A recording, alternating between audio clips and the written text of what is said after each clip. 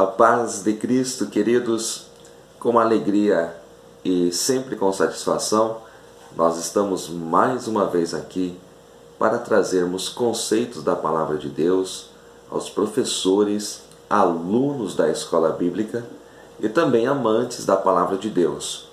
Estamos falando a respeito da Reforma Protestante, História, Ensinos e Legado.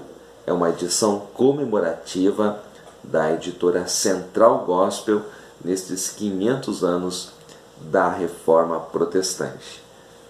Nós estamos já chegando à lição de número 8, a Soteriologia Reformada.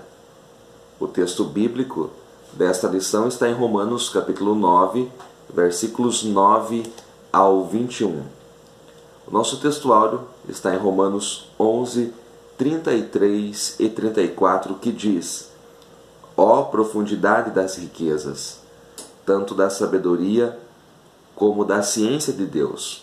Quão insondáveis são os seus juízos e quão inescrutáveis os seus caminhos! Porque quem compreendeu o intento do Senhor? Ou quem foi o seu conselheiro? Está aí as lindas palavras do apóstolo Paulo em Romanos capítulo 11. Nosso primeiro tópico dessa lição fala a respeito da soteriologia, a doutrina da salvação. Então, a primeira pergunta que nós precisamos responder é o que é salvação.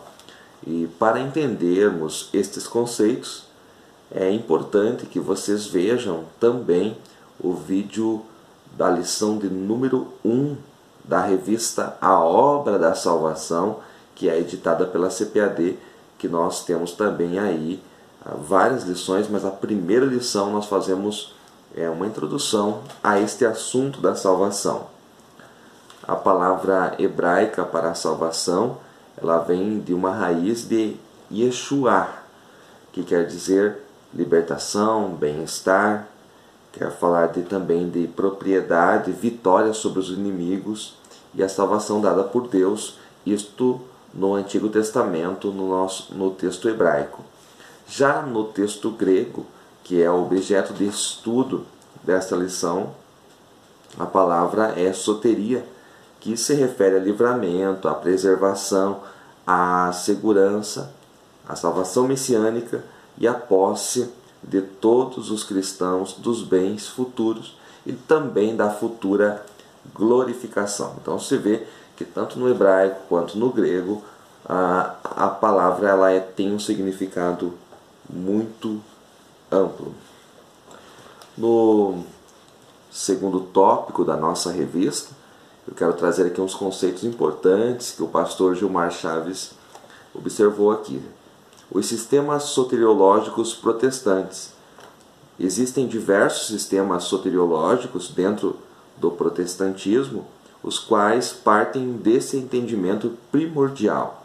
Então, essa discussão que nós vamos ver a seguir a respeito de diferentes sistemas dentro do protestantismo, eles partem de um pressuposto geral. Qual é esse pressuposto? Os pecadores são declarados justos diante de Deus somente pela fé, somente em Cristo, somente pela graça, não mediante as obras praticadas. Então, este conceito ele faz parte da doutrina de todos os protestantes.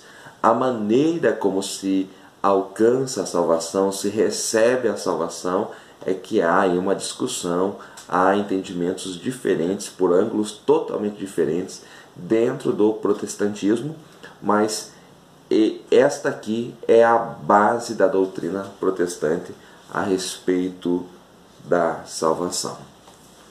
Considerações prévias. Ao longo dos séculos, debates têm sido promovidos e diversos materiais têm sido produzidos por teólogos, pensadores e críticos de forma sistemática a respeito da seguinte pergunta: somos predestinados à salvação ou escolhemos ser salvos? somos predestinados à salvação ou escolhemos ser salvos? Então, é em cima desta pergunta que vai surgir aí os diferentes pontos teológicos que nós vamos observar agora. Então vamos ver a respeito do calvinismo e da predestinação. A fundamentação teórica do calvinismo repousa sobre as Institutas da religião cristã, obra escrita pelo teólogo e reformador francês João Calvino, que viveu entre 1509 a 1564. A doutrina da eleição ou predestinação elaborada por Calvino pode ser definida como um ato de Deus por meio do qual ele elegeu, ou seja, escolheu previamente um determinado número de pessoas para obter a salvação por meio da fé em Cristo, independente do desejo ou de qualquer ato da vontade humana. Então, o calvinismo, elaborado aí pelo teólogo francês João Calvino, ele parte do pressuposto que Deus é soberano, e se Deus é soberano, a salvação vem dele, ele escolhe as pessoas e derrama sobre eles a sua graça, que por sinal, segundo o calvinismo, é irresistível. Antes de nós continuarmos, vamos ver as 5 teses centrais do calvinismo, que é a total depravação, a eleição incondicional, a expiação limitada, a graça irresistível e a perseverança dos santos. A total depravação se refere à raça humana, que a raça humana, como resultado do pecado, está tão caída que nada pode fazer para melhorar ou para ser aceita diante de Deus. Segundo este ponto, o homem não pode nem ter fé, nem crer. Então é Deus que escolhe, é Deus que dá a fé, é Deus que determina. A eleição incondicional, porque o homem não tem nenhuma vontade, nenhum livre-arbítrio sequer, segundo o entendimento calvinista. A expiação limitada é que Deus enviou seu Filho para promover a expiação somente daqueles que ele elegeu.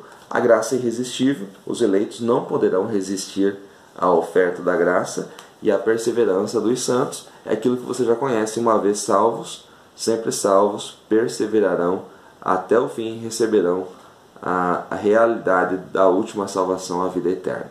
Então, esses são os 5 pontos do calvinismo. Há alguns questionamentos que precisamos levantar aqui, e o pastor Gilmar Chaves muito bem levanta. O fato de Deus ser soberano sobre si mesmo e, portanto, capaz de limitar-se em áreas de sua escolha, de modo que possamos ter verdadeiro livre-arbítrio, o que nos torna capazes de optarmos por sermos seus filhos em vez de apenas seres autômatos. Então, o pastor está falando aqui que o calvinismo ignora esse pressuposto, que Deus, perante a sua soberania, ele pode limitar-se e dar aí o livre-arbítrio, a vontade humana. Outro ponto aqui é: se alguns foram predestinados para a perdição, o que a obra expiatória de Cristo poderia fazer por eles, se eles já nasceram predestinados, à perdição? É algo para se pensar. E se outros foram predestinados para a salvação, em que medida o sacrifício de Cristo cooperou para que isso ocorresse? Então, era necessário mesmo o sacrifício de Cristo, se eles já nasceram para a salvação? São pontos aí que levantam dúvidas segundo esta doutrina, a doutrina de João Calvino. Por outro lado, surgiu aí o arminianismo e também o livre-arbítrio, que foi elaborado aí por Jacob Armin, em português, que foi um teólogo holandês que viveu entre 1560 a 1609. Então, Arminio discordou das doutrinas calvinistas, argumentando que seus defensores tendem a fazer de Deus o autor do pecado, por ele ter escolhido na eternidade passada quem seria salvo ou não. Negam o livre-arbítrio do ser humano por declararem que ninguém pode resistir à graça de Deus, e negam a absoluta necessidade e singularidade do sacrifício de Cristo, pois se tudo já está antecipadamente determinado, a obra de Cristo no Calvário foi vã. Então veja bem que são pontos aí totalmente contrários. Nós falamos a respeito das 5 teses centrais do calvinismo, vamos agora às teses centrais do arminianismo. Olha só, os ensinos de Armínio foram resumidos nas 5 teses dos artigos de protesto publicados em 1610, após a sua morte. Primeiro, a predestinação depende da maneira de a pessoa corresponder ao chamado da salvação e é fundamentada na presciência de Deus. Presciência é o ato de Deus prever, pré-conhecer todas as coisas. Segundo, Cristo morreu em prol de toda e qualquer pessoa, mas somente os que creem são salvos.